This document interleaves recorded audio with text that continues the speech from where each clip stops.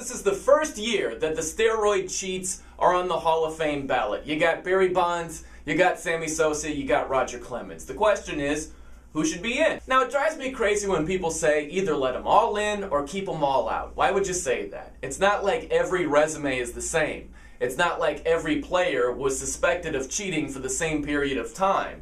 It's not like Andy Pettitte dabbling in HGH, allegedly, is the same thing as Barry Bonds juicing for years, or Clemens juicing for years, or what have you. So I'd take it on a case-by-case basis. That's first off. The second thing is, I'm not going to look at a portion of your career as if that's your entire body of work. Barry Bonds, for instance. The guy juiced for years. He didn't juice every single year he was in the majors. He hit over 400 home runs before he was suspected of cheating.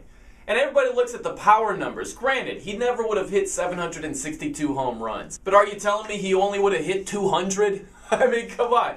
And it's not just power numbers. The guy stole 514 bases. He was great in the field, great defensively. Could catch, could throw. Like I said, stole bases, hit for average, hit for power. He was a 5-tool player, and it wasn't just the power numbers. This guy was great all around. Now, I know people get bent out of shape and they say no steroid cheat should be in the Hall of Fame. Like I said before, I don't know why you would consider a portion of a guy's career as if that's the entire body of work. Are you going to apply the same logic to Andy Pettitte, who just dabbled with HGH coming off of an injury, allegedly? Are you going to say he has no Hall of Fame resume because he dabbled with HGH? So because he dabbled with HGH, nothing else matters. Most wins in the history of the postseason. Null and void. Really, that's what you're telling me? Look, if you screw up, you deserve to be punished.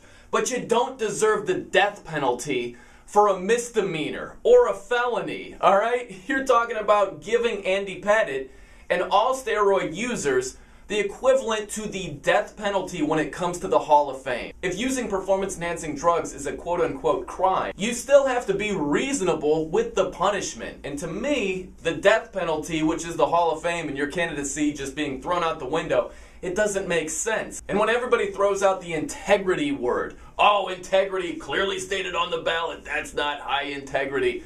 Okay, let me ask you this. Who got into the Hall of Fame last year? That's right, Roberto Alomar, spitting on an umpire. Does that display integrity? Was that high character right there? That was the lowest moment in his career. If I look up the definition of integrity, it says nothing about spitting in people's faces. It says absolutely nothing.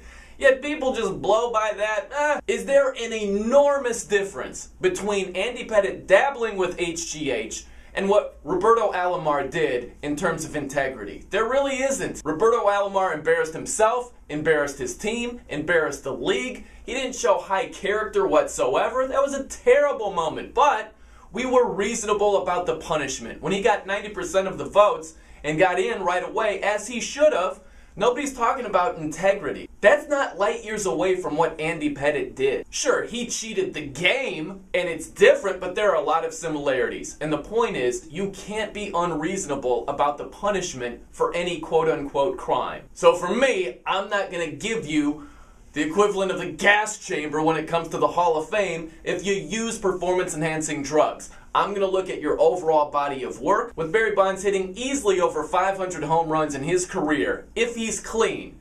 And beyond the ifs and the projections, what he did in terms of fielding, throwing, stealing bases, it wasn't just power numbers. To me, slam dunk Hall of Famer. I know this is an emotional topic.